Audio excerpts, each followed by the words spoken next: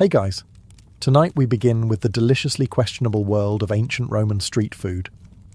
From greasy thermopolia counters to honey-soaked fig cakes eaten in the shadows of marble columns, Roman junk food wasn't just fuel. It was flavour, status and survival, all rolled into one mystery sausage.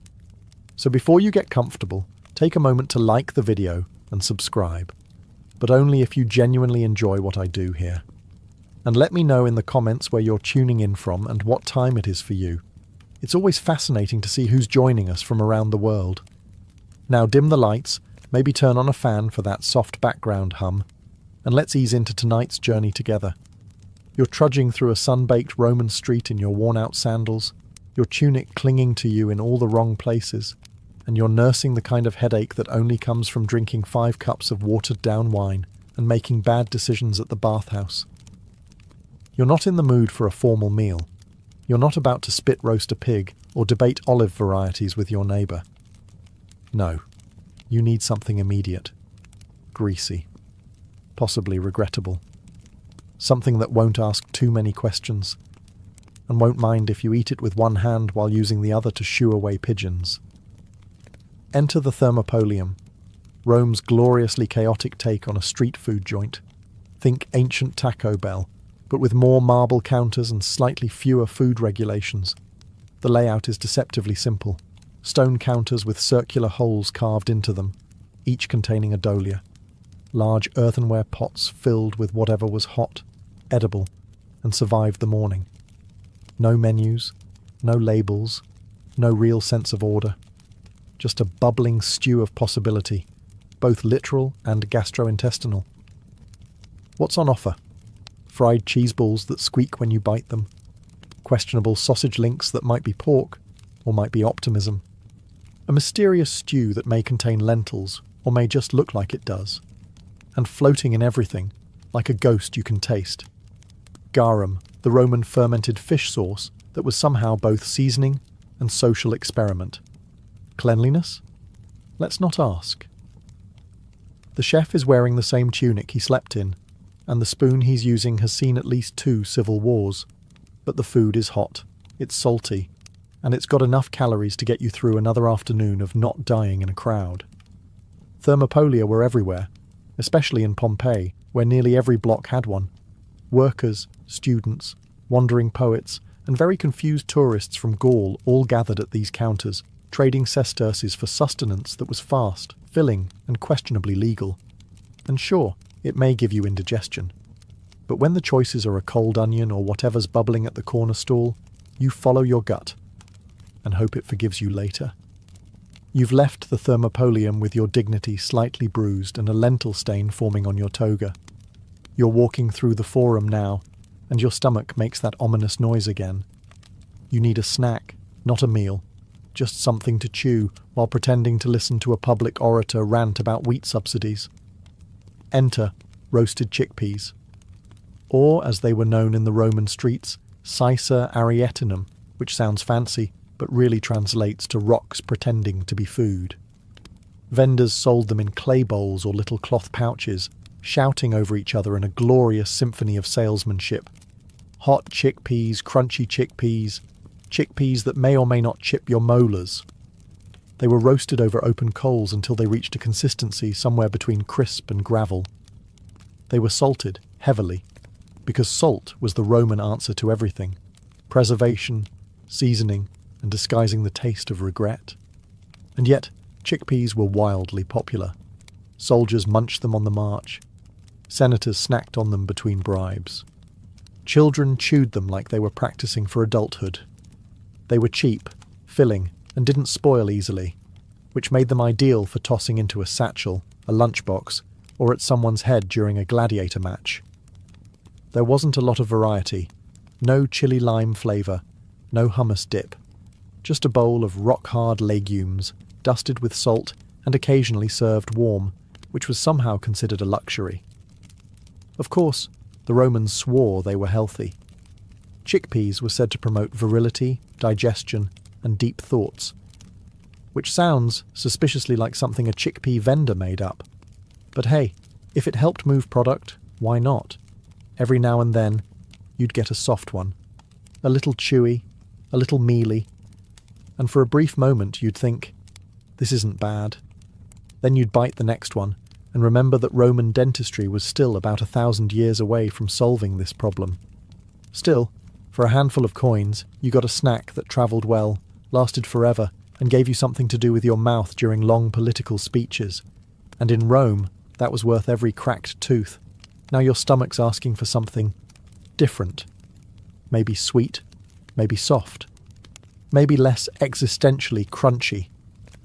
You spot a vendor with a tray of golden spheres glistening in the sun. You approach cautiously, because in Rome, sweet things are often deceptive. He hands you one with a wink and says, globuli. What are they? Picture deep-fried cheese balls drenched in honey. And no, this is not a Renaissance fair invention. Globuli were a real Roman dessert snack, made by mixing ricotta-style cheese with flour, forming them into balls, deep-frying them in oil, and then soaking them in honey like they've committed a crime against moderation. They were sweet, savoury, and structurally unstable.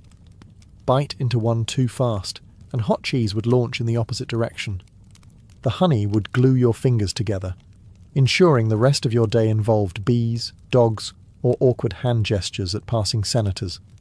But make no mistake, globuli were a hit. The recipe appears in Apicius, the closest thing the Romans had to a cookbook, and they were considered a treat suitable for dinner parties, temple festivals, and impressing anyone you were trying to seduce through sugar. The texture? Think outside. Crispy.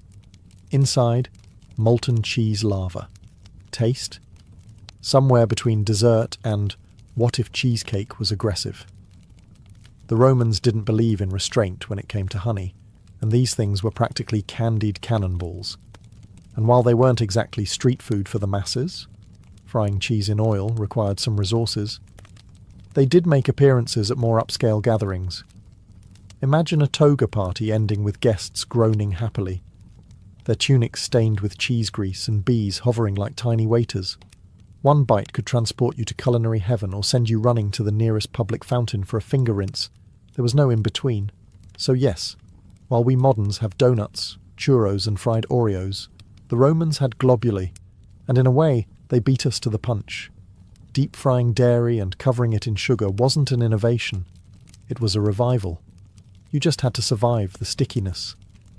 You now crave something a bit more refined, less dripping, more dignified, maybe even elegant. Enter the Roman answer to gourmet dessert, dates stuffed with nuts. Known as dulcia domestica in recipes from Apicius, these little bundles were deceptively simple. Take some fresh dates, sticky, brown, squishy, and already halfway to jam. Remove the pits and cram them full of finely chopped almonds or walnuts. Then drizzle with honey, or roll them in it, or drown them entirely, depending on your social status and disregard for subtlety. At first glance, they look harmless. A rustic little sweet, the kind of thing you'd hand to your grandma and feel proud. But beware. These things were dense. Densely packed, densely flavoured, and, if left out in the sun too long, dense enough to cause dental trauma. Imagine nature's candy, turned into a polite form of edible masonry. They weren't just for nobles, though the rich definitely flaunted them at feasts.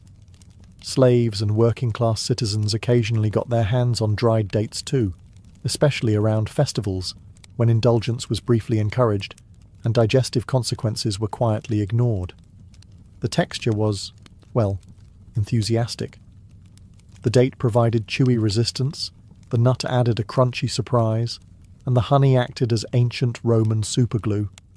Eating one often required commitment and privacy. They stuck to your teeth, your hands, your toga, and occasionally your personal relationships, if you took the last one. Nutrition-wise, surprisingly solid. Dates were high in sugar and energy, nuts gave a protein boost, and honey, well, honey just made everything feel fancier. Romans claimed it aided digestion, but let's be honest, they were mostly just thrilled to have something sweet that didn't come with bones in it. As a bonus, these treats travelled well. making them the perfect gift, offering, or last-minute apology. Soldiers carried them into battle. Lovers passed them like edible love notes. And if things got rough, they doubled as throwable objects with just enough heft to make your point.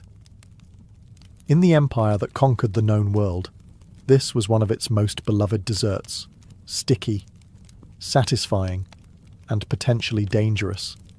Let's take a sharp turn into the slightly unhinged, because if there's one Roman snack that still raises eyebrows today, it's this one. Stuffed dormice. Yes, small, fuzzy rodents with big eyes and an unfortunate tendency to end up on elite Roman dinner plates. Think of it as the original tension between awe and Now, to be fair, not everyone was out here eating glorified pet hamsters. This was primarily a rich people thing. Ordinary folks stuck with lentils and boiled onions. But if you were part of the Roman upper crust, the toga-wearing, poetry-quoting, villa-owning kind, you absolutely served dormice to guests. Not out of necessity, but because, well, status. The dormice were fattened in little terracotta jars called gliraria, which is basically a mouse-sized gym with no exit. The goal was to make them nice and plump before stuffing them with minced pork, herbs and nuts. Then they were either roasted, dipped in honey, or both. Because why just cross one culinary line when you can sprint past several? Guests would pick them up delicately, as if pretending not to notice the tail still attached. The flavour was described as nutty, but you can bet that's the kind of thing people say to sound cultured. Realistically, it probably tasted like greasy mouse and bad decisions. And the thing is, they weren't even illegal. In fact, dormice farming was regulated. That's how widespread this practice was. The Romans wrote about it, joked about it, even carved them onto fancy mosaics, as if to say, here lies Gaius. He had money, he had mice. But here's the kicker. Despite the weirdness, they were considered delicacies, like the foie gras of the Roman world. Lavish, controversial, and a little morally ambiguous. So why did they eat them? Because they could. Because they wanted to impress people. Because culinary restraint wasn't really in vogue when you ran the Mediterranean. To us, it sounds horrifying. To them, it was finger food with flair. And in a culture where eating flamingo tongues wasn't even the weirdest part of the menu, a crispy honey-glazed dormouse was practically tame. Naturally, you deserve something comforting, something golden, something that doesn't look back at you. Enter the honey cake, or, as the Romans knew it, libum. Now, to be clear, these weren't your modern, soft, fluffy sponge cakes. No one was Instagramming slices of these. Roman honey cakes were dense, weighty, more like a sweet brick than a dessert. And they came in all shapes and levels of chewiness, ranging from pleasantly spongy to requires a dagger. The classic libum recipe, cheese, flour and egg mixed into a thick dough, shaped into a tidy little loaf, and baked on a leaf. Because if you're not baking on foliage, are you even Roman? Once baked, they were drenched in honey, not drizzled, not glazed, drenched. The kind of soak that ruins tunics and friendships when there's only one slice left. Honey was liquid gold in Rome. It was a sweetener, a preservative, a skin ointment, and apparently the answer to, what should we dump on this questionable cake? The result was a sticky, slightly sour, cheesy sweet treat that clung to your fingers and social reputation alike. They were served at religious festivals, family gatherings, and offerings to the household gods, which meant that, occasionally, your breakfast pastry was also a spiritual sacrifice. No pressure. And just like every other Roman dish, there were class layers baked in. Poorer families might use barley or rye, skip the cheese, and use a splash of diluted honey, a cake in technicality only. The rich, of course, added nuts, spices, and enough honey to drown a centurion. But here's the kicker. They were beloved. The kind of thing people remembered from childhood, fought over at banquets, and hoarded like bees in togas. They weren't fancy. They weren't pretty. But they were sweet, sticky, and capable of triggering property disputes. Imagine waking up in ancient Rome. The streets are already noisy. Your neighbour is shouting about overdue amphorae, and your head is pounding from last night's 1 cup of diluted wine that turned into 4. You're groggy, broke, and late. Naturally, you reach for breakfast, but not eggs, not fruit, not even a proper meal. No, you're going with the classic Roman start to the day, stale bread soaked in wine. Yes, it was a thing. Romans called it sopium vinum, which sounds like a spell, but just means bread in wine. Essentially, you took old hardened bread, because fresh bread was either expensive or mysteriously missing, tore it into chunks, and drowned it in whatever wine-like substance was lying around. It wasn't luxurious. It wasn't pretty. It was Roman cereal, minus the milk, sugar, and joy. But it got the job done. The wine softened the rock-hard bread just enough to make it chewable. Red or white didn't matter. If it had fermented grapes in it and was vaguely liquid, it was going in. Occasionally, people added herbs or honey, but that was for special occasions, or if you were trying to impress someone who'd already seen you eat dormice. It was a breakfast of necessity and efficiency. Farmers ate it before a day in the fields. Labourers ate it before hauling bricks in the sun. Philosophers ate it while pretending not to cry in public. If coffee jump-starts modern civilization, this was Rome's lukewarm wine-flavoured equivalent. Of course, the elite mocked it, while secretly indulging in their own versions using aged wine, honeyed bread, and the smug expression of someone pretending to slum it for the experience. But for the average Roman, this was the real start to the day. And here's the twist. Sometimes it wasn't even breakfast. Some people just dipped bread in wine constantly. During meals, during speeches, during casual eavesdropping in the forum. It was a food, a drink, and a lifestyle choice. Was it nutritious? Barely. Was it dignified? Not especially. But it was soft, cheap, and soaked in alcohol, which, in ancient Rome, qualified as a win. Ah, sausages. Humanity's age-old solution to the eternal question, what do we do with the leftover bits? And nowhere was this meat wrangling more enthusiastically embraced than in ancient Rome, where sausage making was less about recipes and more about pushing the boundaries of what could legally be considered food. The Roman version. Lucanica, a sausage named after the region of Lucania, though by the time it hit the stalls of Rome, nobody really cared about geography. What they cared about was that it was salty, greasy, spicy, and suspiciously chewy. Ingredients? Well, that's where things get exciting. Lucanica was often a delightful mystery of pork trimmings, liver, lungs, heart, and possibly things best left undocumented. Seasoned with pepper, cumin, fennel seeds, and a dash of bravado, it was then stuffed into an intestine casing and grilled, fried, or smoked to mask the existential horror within. And Romans loved them. Street vendors grilled them openly on small braziers, releasing clouds of meaty perfume into the already chaotic city air. People would line up, toga askew, coins in hand, waiting for their hot, greasy fix. Athletes ate them for energy. Philosophers ate them and then questioned their own ethics. Children begged for them and immediately regretted it. Of course, sausage quality varied wildly. The ones at imperial feasts might be finely ground and delicately spiced. The ones on the street? Let's just say the less you asked, the happier you were. There were rumours of donkey bits, maybe dog, certainly organs you've never seen on a butcher's chart. Storage was also optimistic. Refrigeration didn't exist, and smoking meat was more art than science. So some sausages aged like fine wine. Others aged like something you'd report to the authorities. Still, they were everywhere, sold at Thermopolia, eaten at arenas, carried into battle. A Roman soldier marching across Gaul could count on 2 things: sore feet and a dried sausage in his pouch. It was calorie-dense, flavour-rich, and durable enough to double as a self-defence weapon if necessary. Let's talk about Roman pancakes, or as they might have called them, flat disappointment with a drizzle of hope. In theory, Alita Dolcia sounds promising. It translates to another sweet and was essentially a basic pancake made from spelt flour, eggs, and milk. Sometimes honey got involved, sometimes not.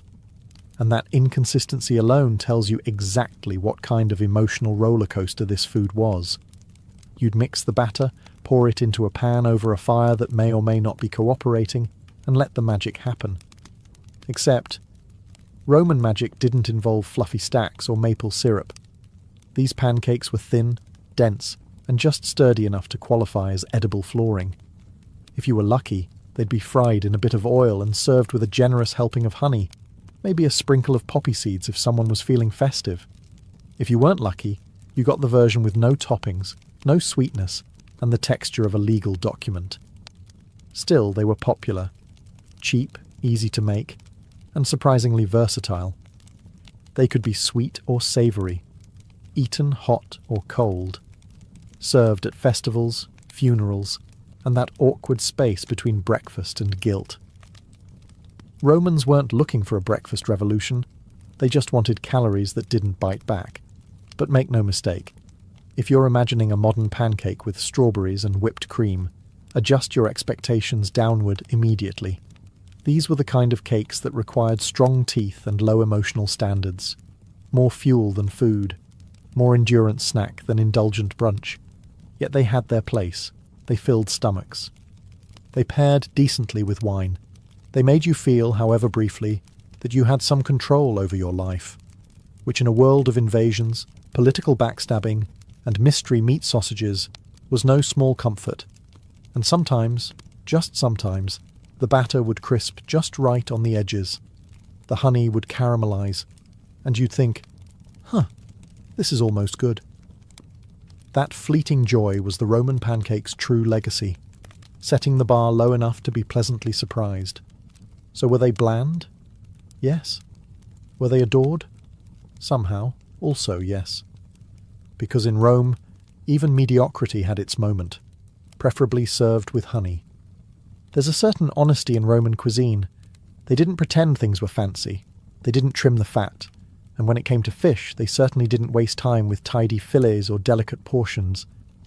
No, they went straight for the bits. Fried, salty, sometimes unrecognizable, always crunchy. Imagine this. You're wandering the docks of Ostia, or maybe just downwind from a fishmonger in the Subura. You catch a whiff of something sizzling, something fishy, something that's probably been sitting out since sunrise. You follow your nose, and there it is, a greasy tray of fried fish parts, lovingly coated in oil, and what might be flour, or might be street dust. No one's sure anymore. What were you getting exactly? Well, fish heads, tails, fins, and anything small enough to toss whole into a pan. Anchovies were a favourite. Sardines, too. Occasionally the Romans would venture into mystery seafood territory and fry whatever creature happened to flop into the net that day. The cooking method was simple. Heat up some oil, toss the fish in, and hope they crisp before they burn. Sprinkle with salt. Maybe a squirt of vinegar if you were feeling aristocratic. Serve it wrapped in a fig leaf or straight into the customer's hand if hygiene was optional, which, let's be honest, it usually was. These little crunchy sea creatures were everywhere.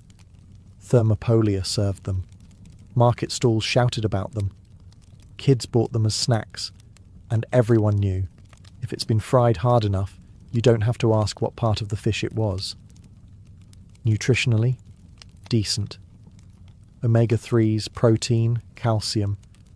From the bones you were absolutely crunching through, and a lingering scent of the Mediterranean that stayed with you for days. But here's the magic. People loved it. Romans weren't looking for elegance. They wanted salt, fat, and crunch. And these fish bits delivered. Loudly, greasily. In a way that told your stomach, yes, I'm full, and told your dignity, we don't talk about this. By now, you've eaten bread soaked in wine, sausage stuffed with mystery, and a pancake that legally qualifies as a construction material. Maybe you're craving something wholesome, something fruity, something that says, I made a good life decision today. Enter the Roman fig cake, or as some modern historians like to call it, the ancient art of making leftovers look intentional. Figs were everywhere in Rome, abundant, cheap, and so perishable that Romans had roughly 3 hours between ripe and fermented. So what did they do with the extras? They smashed them into fig cakes, little lumps of mashed fig, sometimes mixed with nuts or flour, occasionally shaped into discs, and almost always passed off as dessert. The texture was ambitious, chewy, sticky, and vaguely alarming if stored improperly. The taste? That depended on how long the figs had been sitting in the sun. Best case scenario, rich and naturally sweet. Worst case? A tangy flavour profile one could charitably call surprising. Sometimes they added honey, which helped. Sometimes they didn't, which didn't. Some versions included sesame seeds, creating a snack that stuck to your molars like emotional baggage. Others were wrapped in leaves for easy portability and plausible deniability. But despite their humble beginnings, fig cakes were popular across all classes. Farmers brought them into the fields. Philosophers nibbled them while judging other philosophers. Even the rich liked them, though theirs came adorned with spices and smugness. In festivals, they were often handed out to crowds like ancient granola bars. And because they didn't spoil easily, they became the go-to offering for gods, house spirits, and that one neighbour you didn't like but had to stay polite with. Let's not pretend they were glamorous. Nobody was writing love poems to fig cakes. But they were dense, nutritious, and endlessly adaptable. The culinary equivalent of it'll do. And let's face it, in a society where most desserts either stuck to your hands or tried to escape your plate, the humble fig cake offered a rare kind of stability.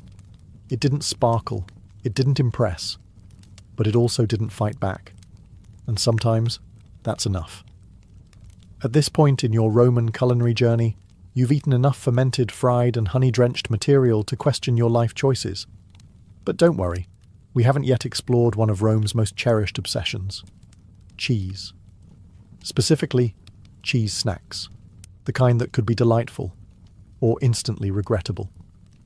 Cheese in ancient Rome wasn't just a food, it was a philosophy. They had soft cheese, hard cheese, aged cheese, and the kind of cheese that might count as a biological weapon by modern standards. Romans loved to snack on cheese between meals, or more accurately, between other questionable decisions. Let's start with fried cheese patties. A common treat at Thermopylae and taverns, these were made by mashing soft cheese, likely a ricotta-like curd, mixing it with flour or semolina, forming little discs, and frying them in oil until golden. Sounds tasty, right? It was, but only if eaten hot. Let them cool for 5 minutes, and you were suddenly gnawing on something with the texture of an old sandal. Some were sweetened with honey, others had herbs and were aggressively savoury. Occasionally someone would throw in nuts or dried fruits, which, in theory, sounded inventive, but often ended up tasting like someone accidentally dropped trail mix into a grilled cheese. Now, if you were particularly unlucky, you might encounter aged Roman cheese. This wasn't your delicate French brie or polite cheddar. No, this was hard, pungent, and frequently described as fragrant, which is ancient cook speak for don't inhale too deeply. Some versions were aged until they were more salt than cheese. Others were stored in baskets, left out in the sun, and possibly used to repel unwanted guests. Cheese snacks were everywhere. Served to soldiers, offered at festivals, even gifted during Saturnalia, because nothing says, "I appreciate you," like a block of dairy that could double as a paperweight. They were filling, cheap, and impressively shelf-stable, assuming you didn't mind them fighting back. But for all their inconsistencies, the Romans adored cheese snacks. They were comforting, portable, and only occasionally threatening. In short, they were the mozzarella sticks of the ancient world, just without mozzarella, or sticks. Some civilizations have ketchup, others have hot sauce. Ancient Rome, they had garum, the fermented fish sauce that somehow ended up on, in, or near just about every edible object in the empire. Let's be clear, garum was not subtle, it was not elegant. It was not something you lightly drizzled. It was fermented fish juice, made by stuffing fish guts into clay pots, adding copious salt, and then leaving the entire mixture to sit in the sun until it stopped screaming. The result? A brown, oily, salty, tangy liquid that Romans poured over meats, vegetables, grains, and yes, snacks. Bread dipped in garum? Absolutely. Roasted nuts with garum? Why not? Fried cheese with a splash of garum? You're living dangerously, but that's Roman cuisine for you. And it wasn't just for taste. Garum had social clout. There were different grades, some for the poor, and others so exclusive they were aged longer than your average gladiator. Liquamen, alec, and other variations were sold across the empire, with labels boasting origins, purity, and probably imaginary, health benefits. Think of it as the ancient Roman version of organic artisanal soy sauce, but with more intestines. Now, it should be noted that the smell of garum production was so bad, it was legally restricted to outside city limits. That's right. Even in Rome, where sewage flowed freely and public baths were occasionally experimental at best, garum factories were banned from the neighbourhood. But once bottled and shipped, it was gold. Emperors hoarded it. Cooks swore by it. Hungry citizens slathered it on nearly anything that didn't move. It was Rome's favourite flavour bomb, and its most widely tolerated olfactory crime. Did people actually enjoy it? Apparently, yes. They praised it in poems. They included it in cookbooks.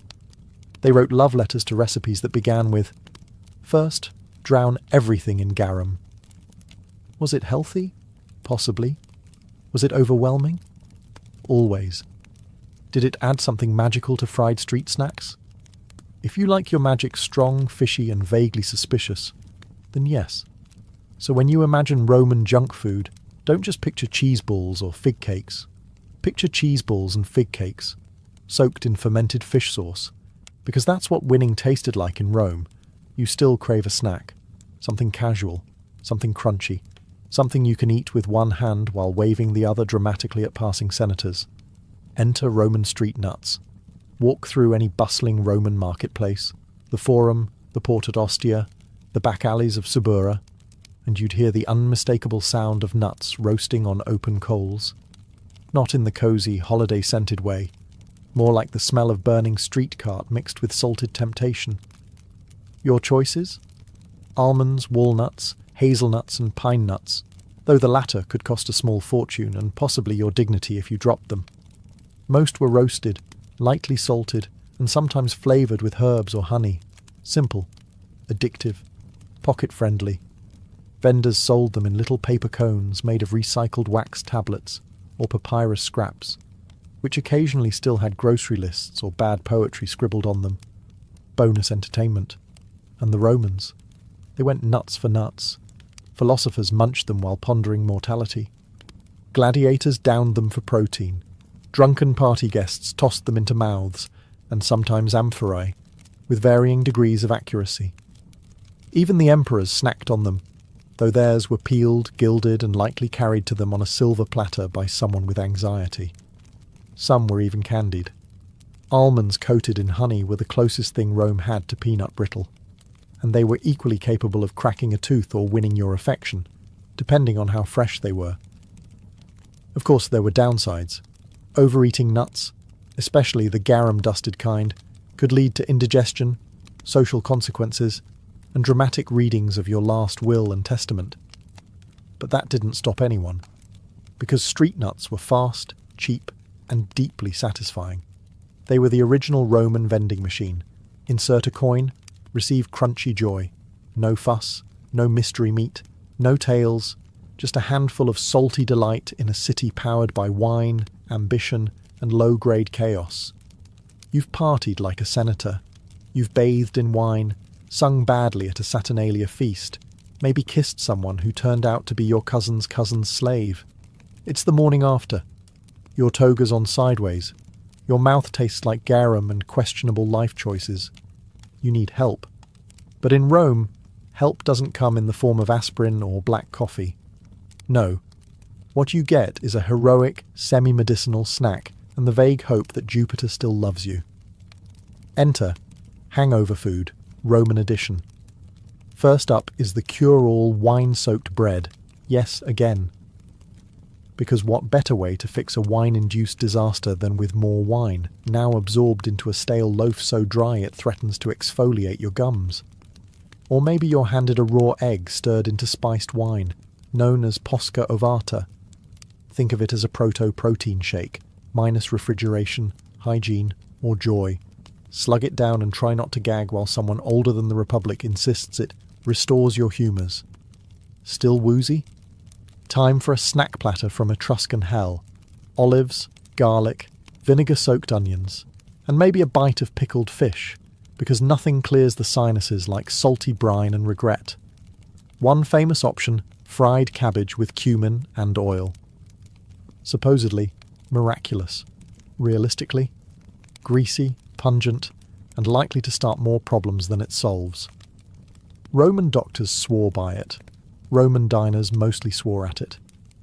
There were also sweet options, figs with honey and vinegar, or dates soaked in wine and dusted with pepper.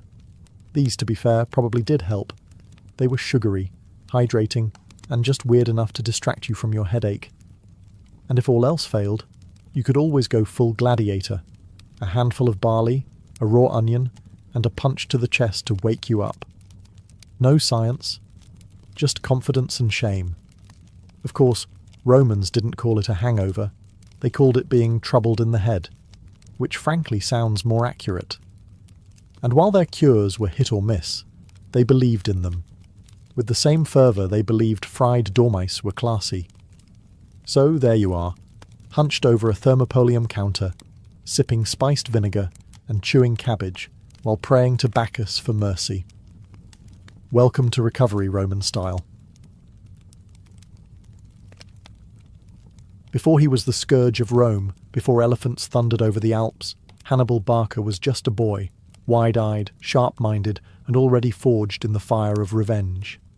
The year is around 237 BCE.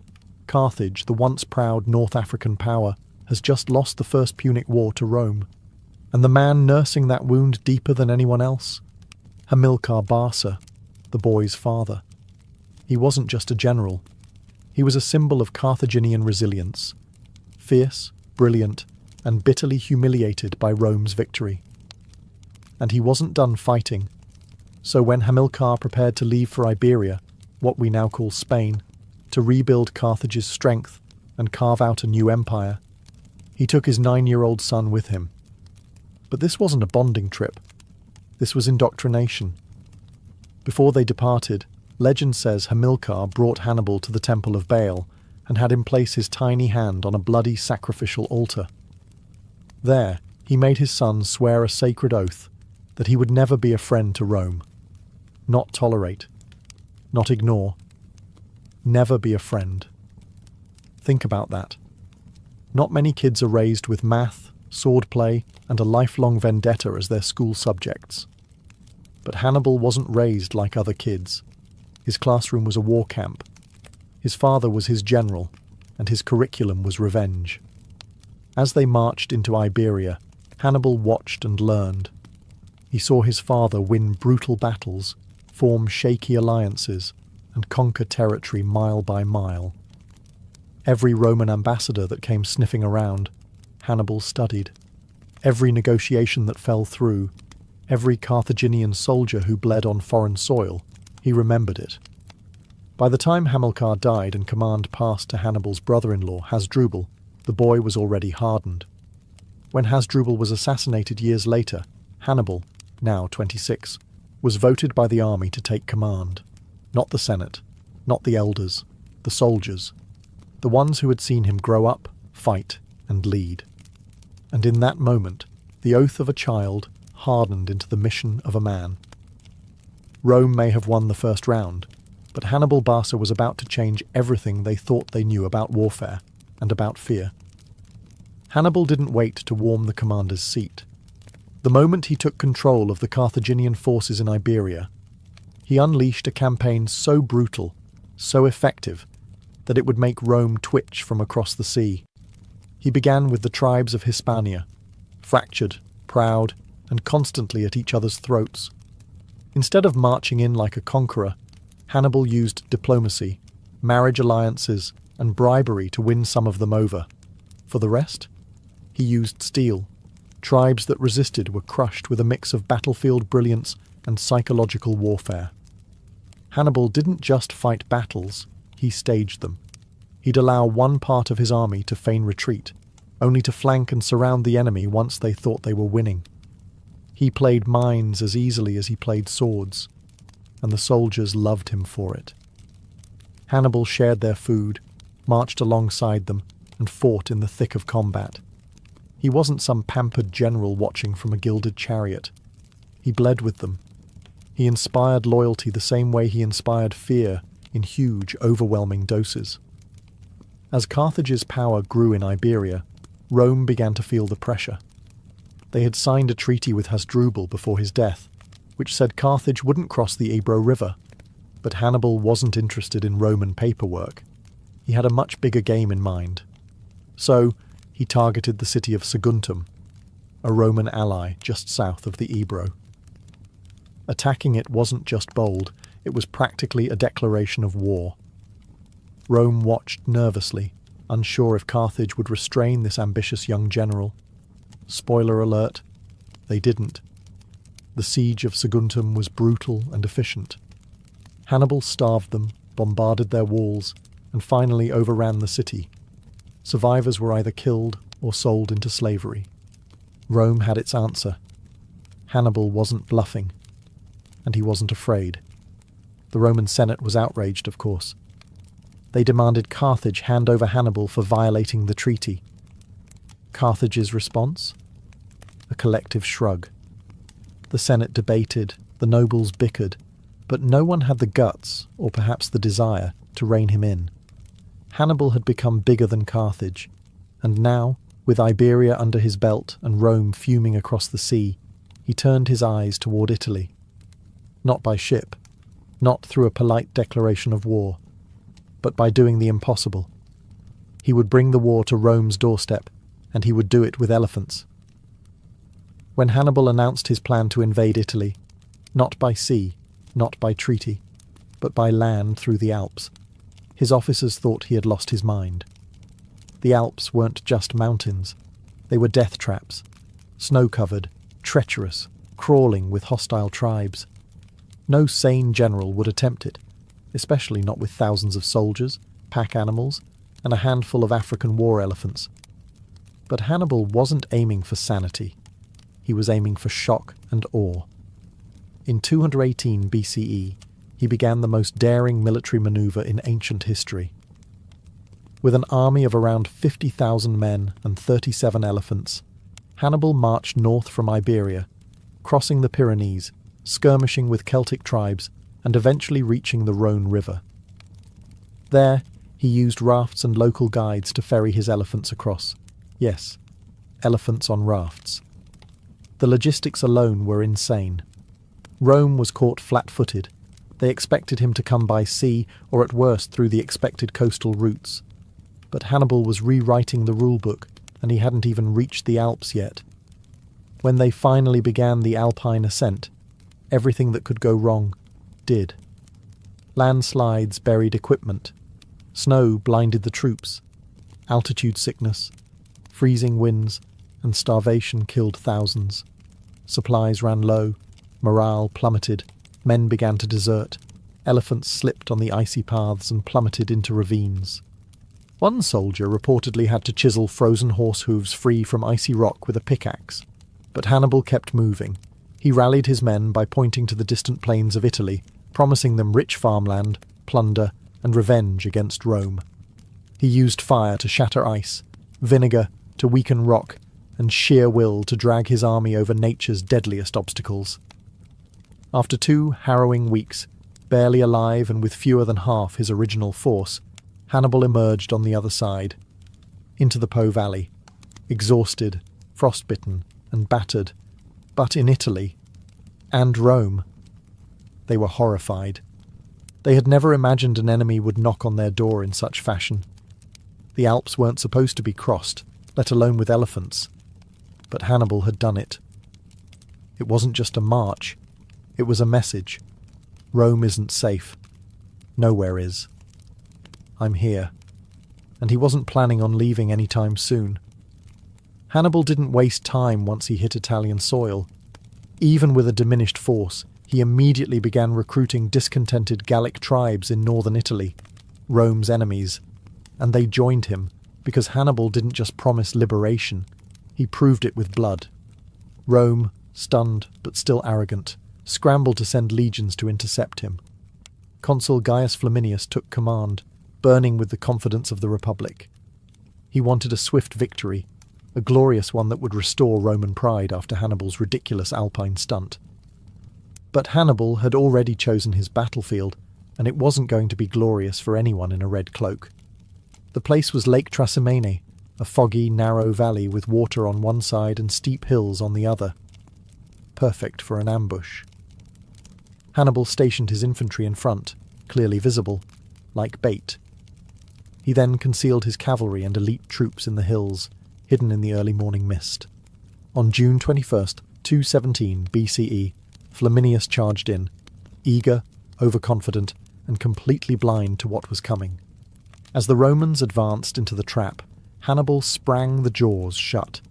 His troops exploded from the hills, slamming into the Roman flanks. Cavalry cut off retreat. The Roman line, stretched thin in the narrow pass, had nowhere to maneuver. It was chaos. Roman soldiers drowned in the lake, were trampled trying to flee, or slaughtered where they stood. Flaminius himself was cut down trying to rally his collapsing army.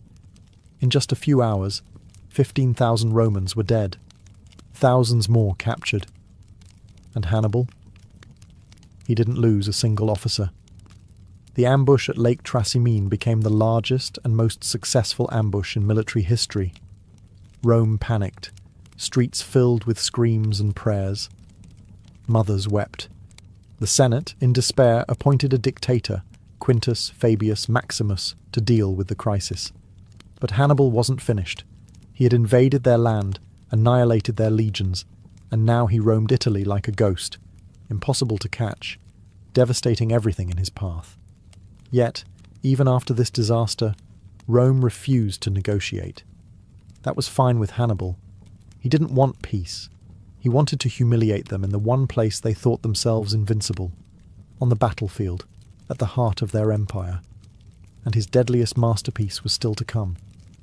If Lake Trasimene was Hannibal's masterpiece of ambush, then Cannae was his symphony of annihilation. By 216 BCE, Rome was done playing cautious. No more waiting. No more defensive strategies. They massed the largest army they had ever fielded, around 80,000 men, under the command of consuls Lucius Aemilius Paulus and Gaius Terentius Varro. Twice the size of Hannibal's army. They weren't planning to outwit him.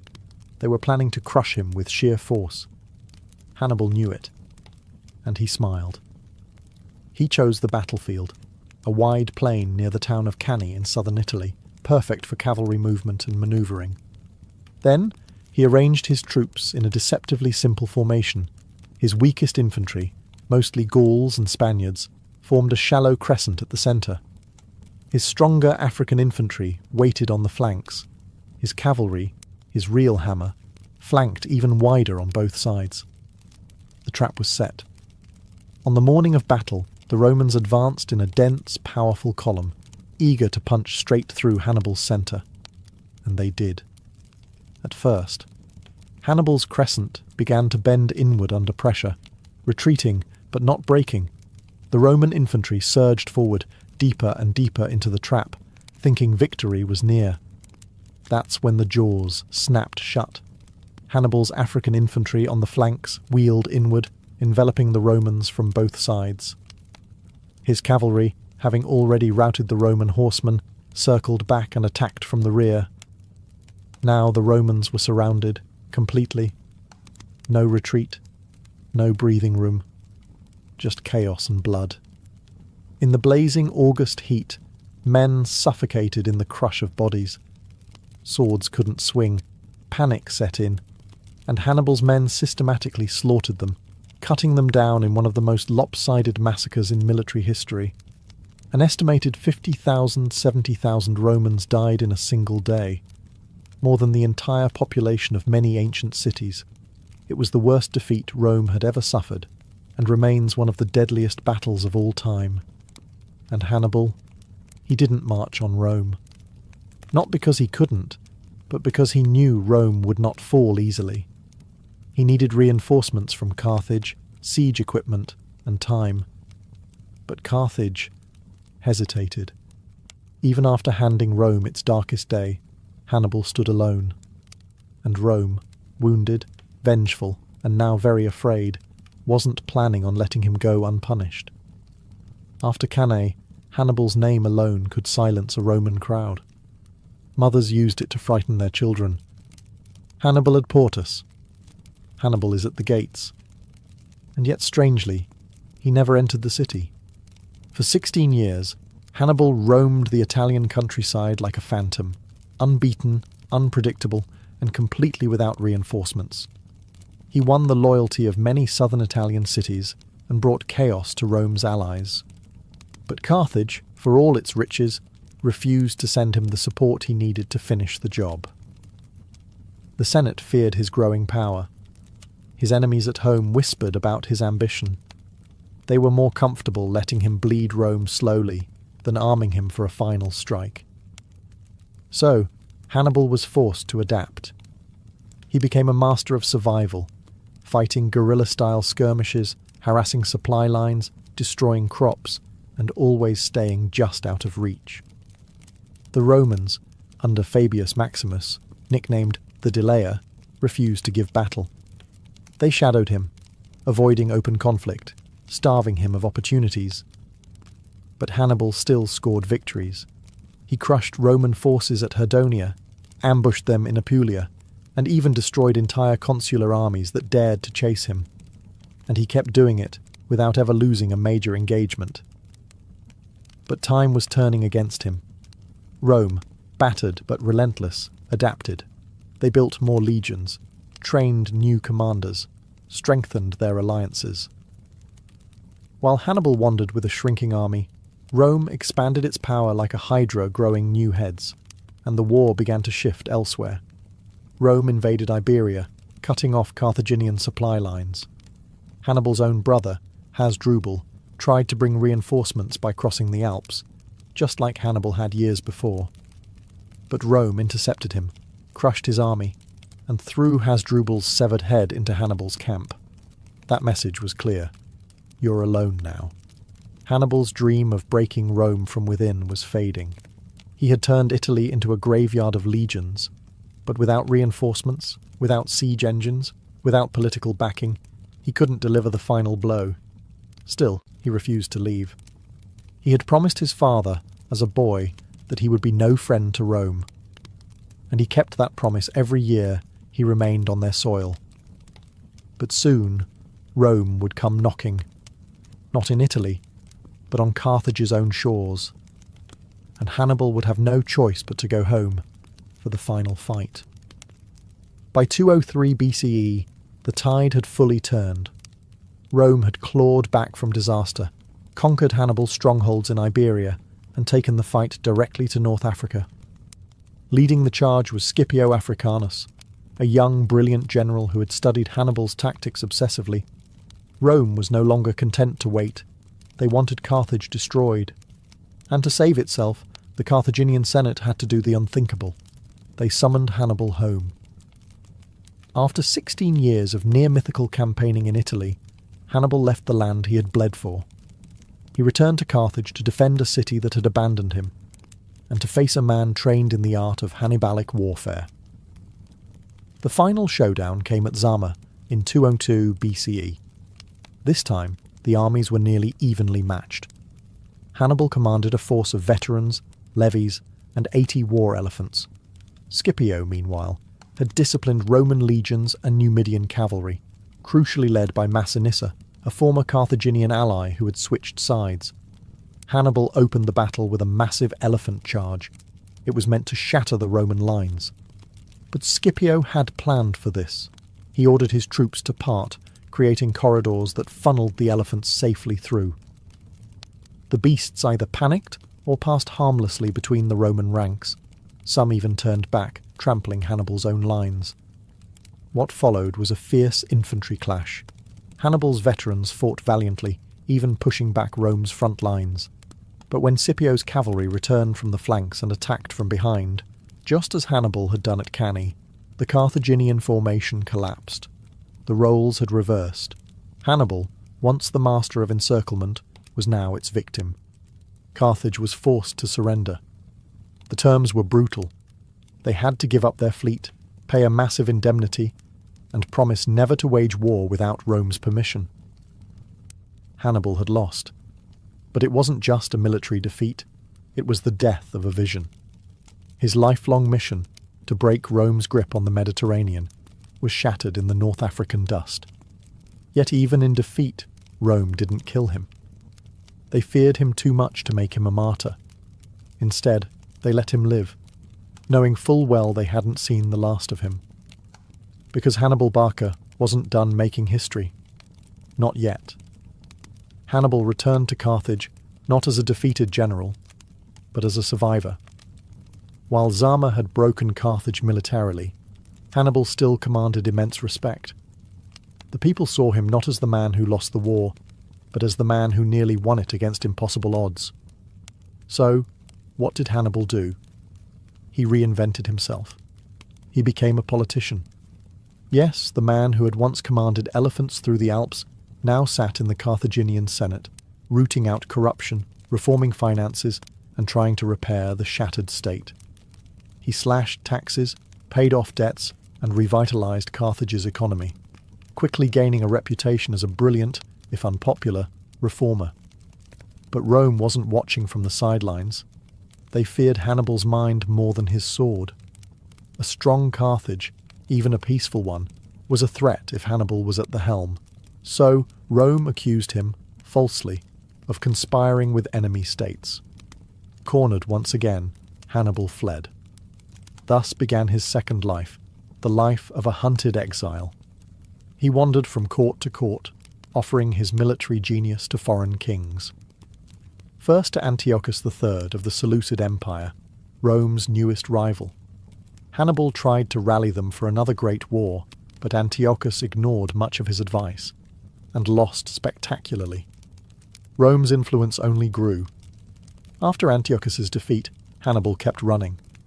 He became a ghost drifting through Asia Minor, pursued constantly by Roman envoys who demanded his surrender at every port. And yet, wherever he went, he left whispers, stories, fear. The name Hannibal still sent chills down Roman spines. Despite his defeats, he remained a symbol of defiance, a one-man rebellion against imperial arrogance. He couldn't raise new armies.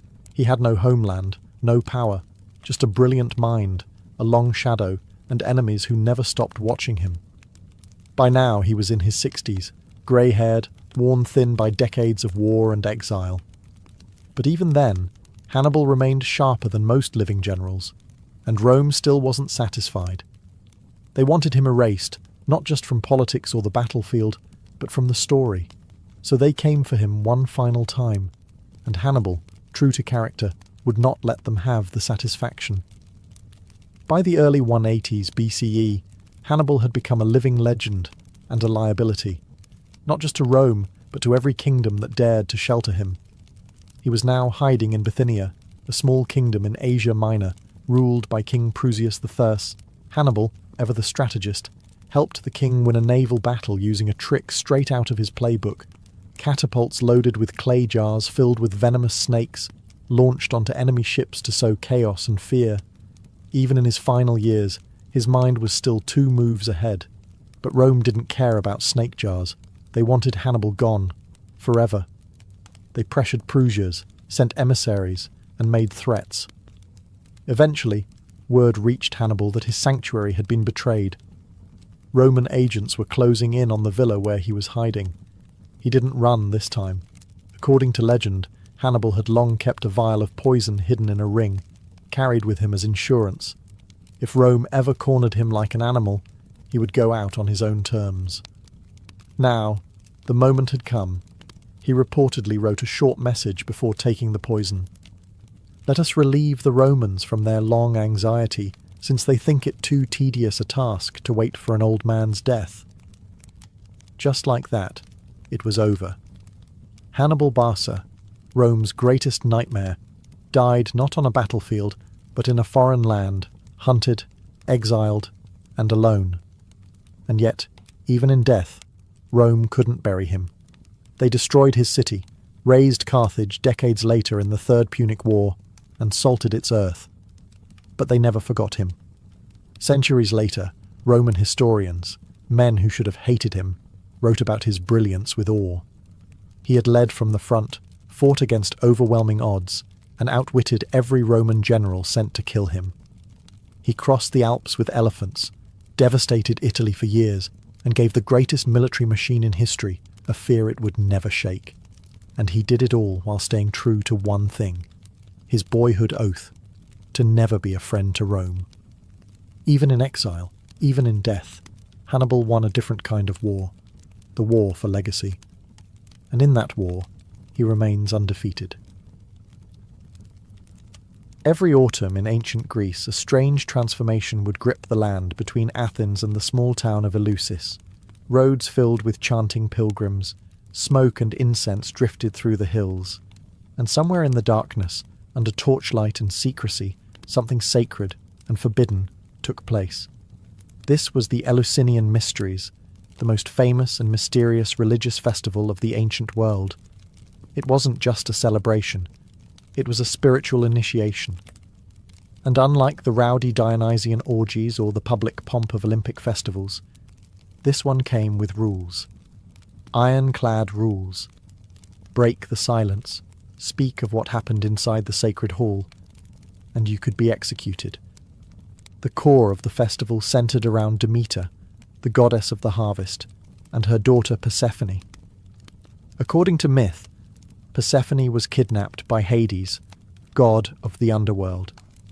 Demeter, devastated, caused the world's crops to wither in mourning. Eventually, a deal was struck. Persephone would spend part of the year underground and part above. This myth became a powerful metaphor for the agricultural cycle. Death and rebirth, decay and renewal. But the mysteries weren't just agricultural, they were cosmic. To the Greeks, this wasn't just about farming, it was about the fate of the soul. Participants, known as maistai, underwent a multi-day journey. They fasted, they bathed in the sea, they carried sacred objects. And then, at Eleusis, they entered the Telesterion, a great hall where the innermost rites took place. What exactly they saw or experienced inside is still debated. Some think it involved a symbolic reenactment of Persephone's return. Others believe it was a visionary experience, perhaps aided by a hallucinogenic potion called Kykion. Whatever it was, it left people changed. From emperors like Hadrian to philosophers like Plato, many of the greatest minds of antiquity went through the Eleusinian Mysteries and emerged convinced that death was not the end. This was religion not as obedience, but as transformation, a sacred encounter with the cycles of life, loss, and renewal. And for over 1,000 years, the Eleusinian Mysteries endured, longer than most empires. Until one day, Christianity rose, the old gods were outlawed, and the secrets of Eleusis were buried forever. No one ever broke the vow of silence. And so, the mystery lives on. While Greece cloaked its sacred rites in mystery, ancient Egypt preferred something far more spectacular, public religion on parade. And no festival embodied this more than the Opet Festival. Held annually in the grand city of Thebes, the Opet Festival was one of the most magnificent religious events in ancient Egypt. Its purpose? To rejuvenate the pharaoh's divine essence and reaffirm his sacred bond with the gods, especially Amun-Ra, the chief deity of Thebes. It began at the colossal temple of Karnak, home to the mighty god Amun, his wife Mut, and their son Khonsu, the Theban triad. Priests carried their sacred statues, sealed within golden shrines, onto ceremonial boats called barks. These weren't ordinary boats. They were massive, gilded, and often carried on the shoulders of dozens of priests through the streets. Later, they were floated down the Nile itself. Their destination? The Luxor Temple, about 2 kilometers away, linked to Karnak by a grand avenue lined with hundreds of sphinxes. The journey between the temples was not silent or solemn. It was vibrant, theatrical, and drenched in pageantry. Dancers, musicians, acrobats, and chanting priests filled the streets. Commoners came out in droves, not just to watch, but to participate.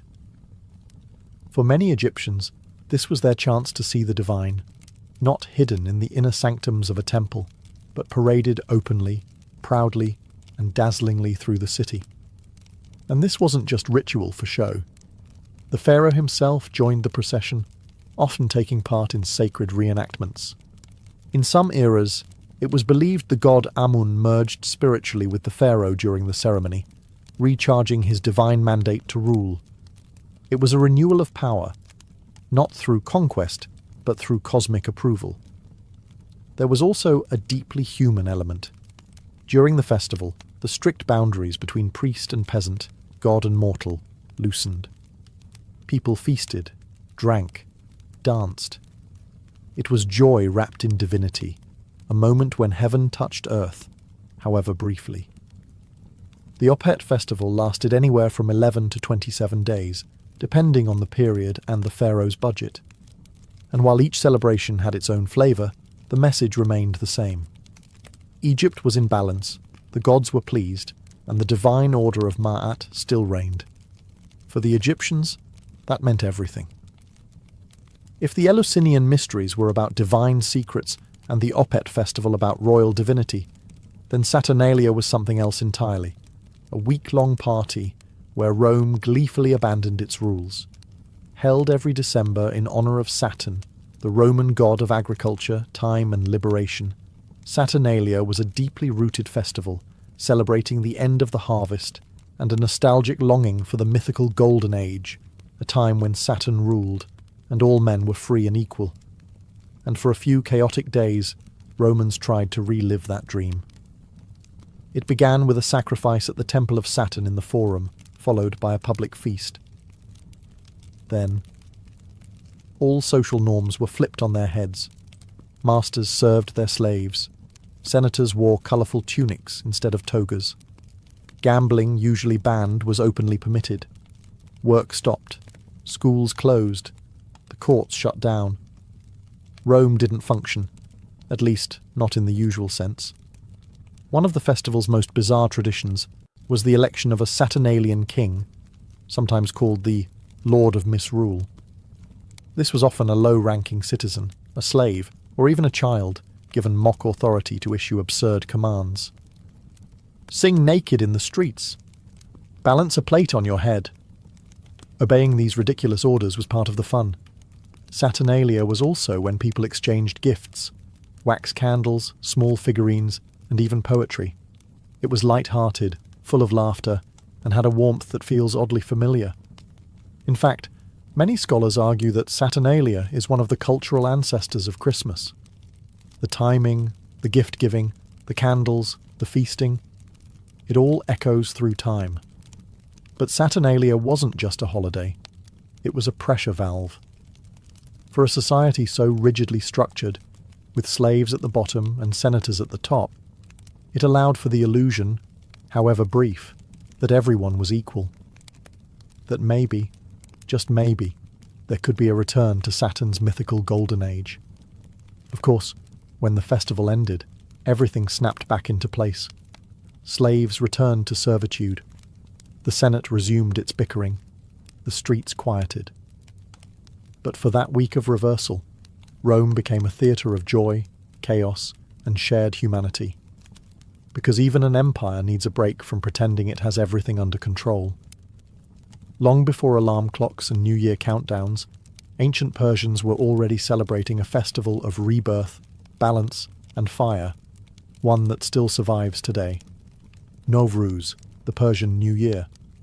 Rooted in Zoroastrianism, one of the world's oldest monotheistic religions, Nowruz wasn't just about turning a calendar page. It marked the spring equinox, a moment when day and night are perfectly balanced. To Zoroastrians, this balance reflected the eternal struggle between Ahura Mazda, the force of light and order, and Angra Mainyu, darkness and chaos. Nowruz symbolized victory of light over dark, of cleanliness over corruption, and hope over despair. Preparation began weeks in advance. Homes were swept, walls washed, debts settled. This wasn't just spring cleaning, it was a spiritual purge. Everything dirty or chaotic had to go. Fires were lit in courtyards and along city walls. On the eve of the new year, people would leap over flames, shouting, "Give me your red colour, take away my sickness." The fire, sacred in Zoroastrian belief, wasn't just heat and light, it was purification. Then came the Haft scene table, an altar-like arrangement of 7 symbolic items beginning with the Persian letter S. Sabzeh, sprouted greens for growth, seer, garlic for protection, senjed, dried fruit for love, serke, vinegar for wisdom, and more. Each item represented a moral or cosmic value. Temples, called fire temples, held special ceremonies during this period. Zoroastrian priests in white robes chanted hymns from the Avesta, their holy texts, and offered fragrant woods to the ever-burning sacred flame. For believers, it was a time to reflect, to realign with truth, Asha, and to embrace the turning of the cosmic wheel. But Nowruz wasn't just solemn, it was joyous. Families gathered, tables overflowed with food, children received gifts, and musicians filled streets with drums and flutes. For a society that prized cosmic order, this was a moment when everything reset, not just the year, but the soul. Nowruz outlived empires. It was celebrated by the Achaemenids, the Parthians, the Sassanids, and it continues today across Iran, Central Asia, and beyond. Few ancient religious festivals have endured this long, but then again, few are built so elegantly around something as universal and eternal as light returning to the world. In ancient Athens, worship didn't always mean incense and silence. Sometimes it meant masks, wine, and a god who knew how to throw a party. Dionysus, god of wine, fertility, theatre, and sacred madness. And no festival captured his chaotic brilliance like the Great Dionysia. Held every spring, this festival wasn't some fringe cult celebration. It was one of the most important public events in the Athenian calendar. It honoured Dionysus not through animal sacrifice or solemn chants, but through drama, tragedy and comedy performed in his name. It began with a procession through the city. Citizens carried giant phallic symbols, yes, really, waved ivy-covered staffs, and chanted hymns as they led a statue of Dionysus to the theatre of Dionysus at the foot of the Acropolis.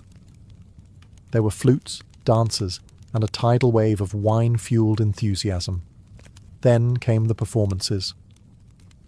Over several days, playwrights competed in a sacred contest, presenting 3 tragedies and 1 satyr play each. These weren't casual shows.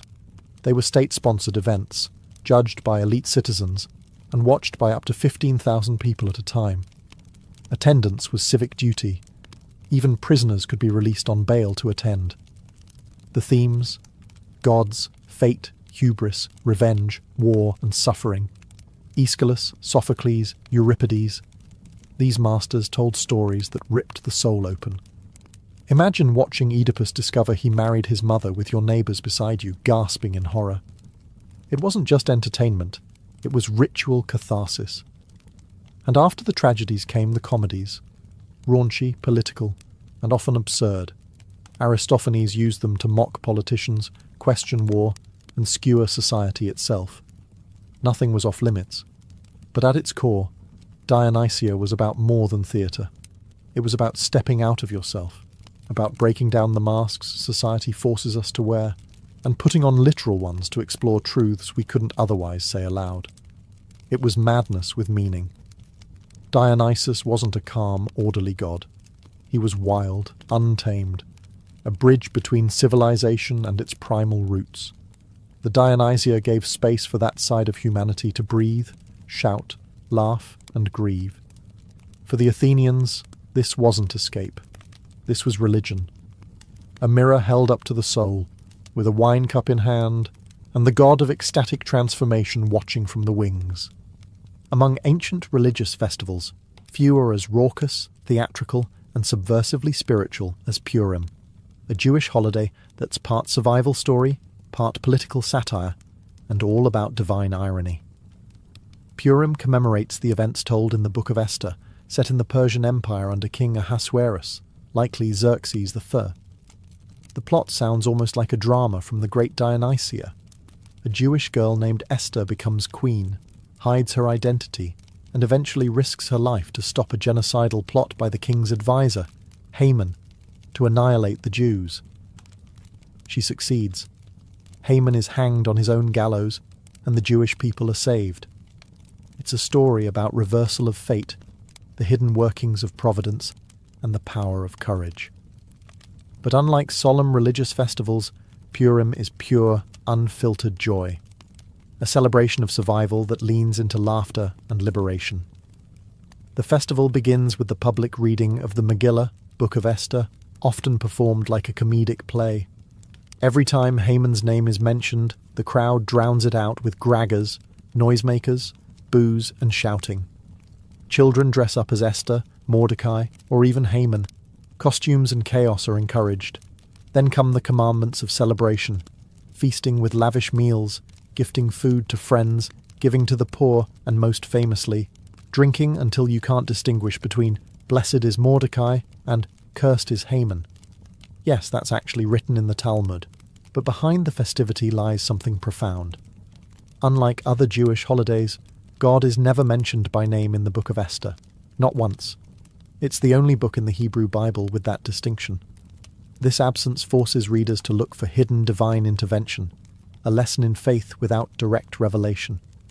Purim teaches that even when miracles don't look like parted seas or fire from heaven, they can still unfold behind palace doors through courage, risk, and unlikely heroes. So people celebrate with parody, masks, satire, and storytelling. They laugh in the face of death. They mock the villain. And in doing so, they affirm something deeply spiritual. Survival is sacred, and joy is resistance. In the misty hills and forested valleys of ancient Ireland, the beginning of August marked a sacred and deeply communal event.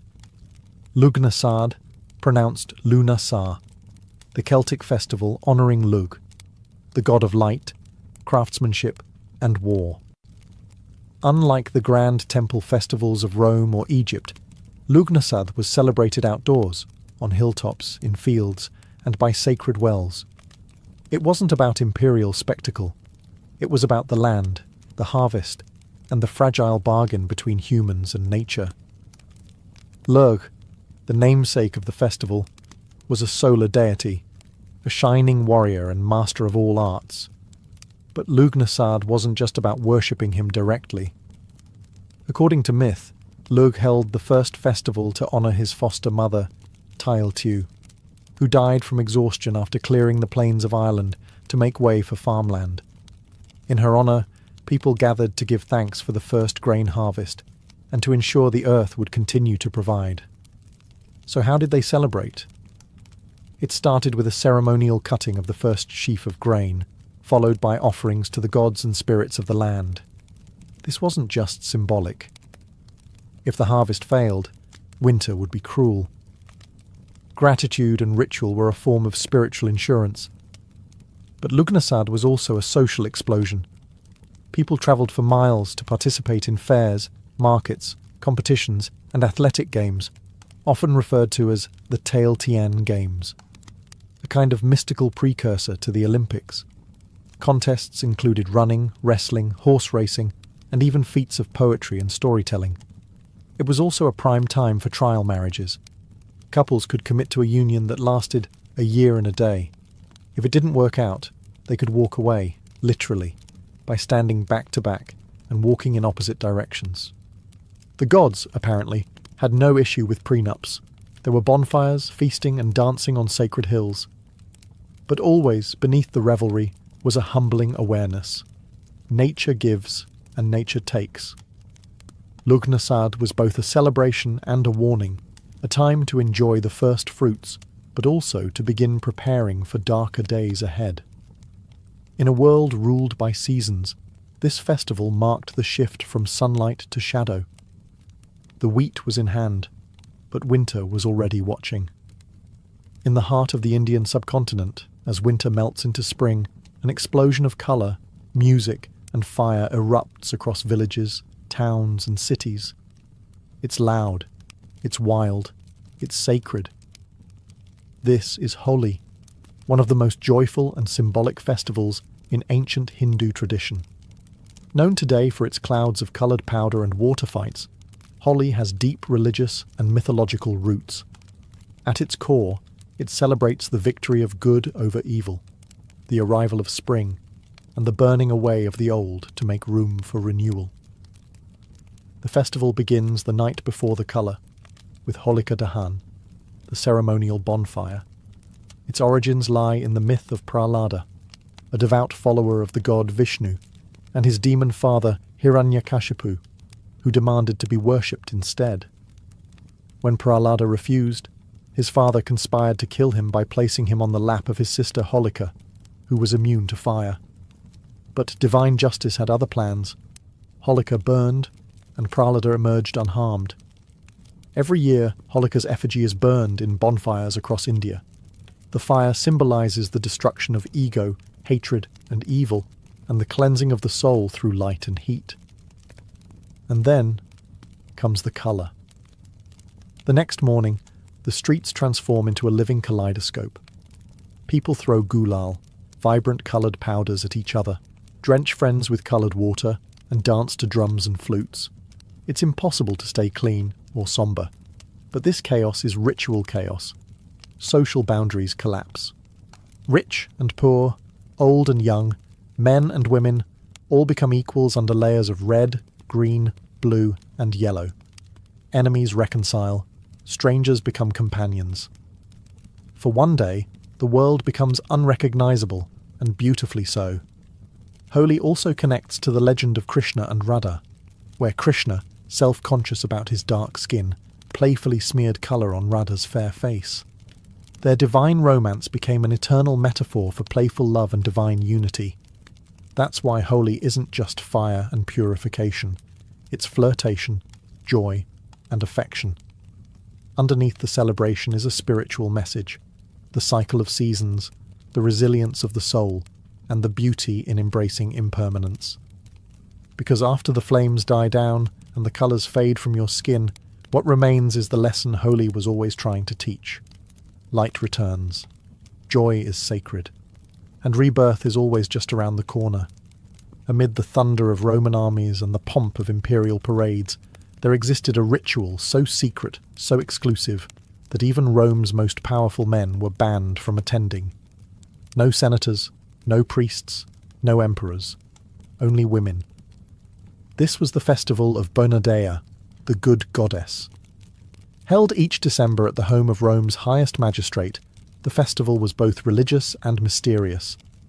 It honoured a goddess associated with fertility, healing, chastity, and the earth, but her exact origins and functions remain elusive. And that's by design. Everything about Bonadea was cloaked in feminine secrecy. The rites were conducted by the Vestal Virgins, Rome's most sacred priestesses, and attended only by elite Roman women. Men were strictly forbidden, not just from participating, but even from knowing the rituals. In fact, not even male historians knew what happened during the ceremony. What we do know comes from scandal. In 62 BCE, the festival exploded into public controversy. That year, Julius Caesar, then Pontifex Maximus, was hosting the rites in his home, as required, even though he couldn't attend. But his wife, Pompeia, was in charge of hosting the female-only celebration. Things took a turn when a reckless aristocrat named Publius Clodius Pulcher disguised himself as a woman and sneaked into the ceremony, allegedly to seduce Pompeia. He was caught. A trial followed, turning a private, sacred ritual into a public spectacle. Although Clodius was acquitted, likely through bribery, Caesar divorced Pompeia, famously declaring that Caesar's wife must be above suspicion.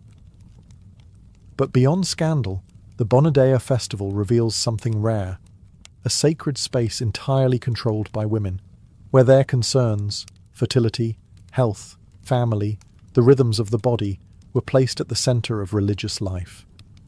It was a moment when Rome's rigid patriarchy stepped aside, and the divine feminine reigned in secret. Wreaths of myrtle were banned, a symbol of Venus and, possibly, sexual love. Wine was disguised as milk.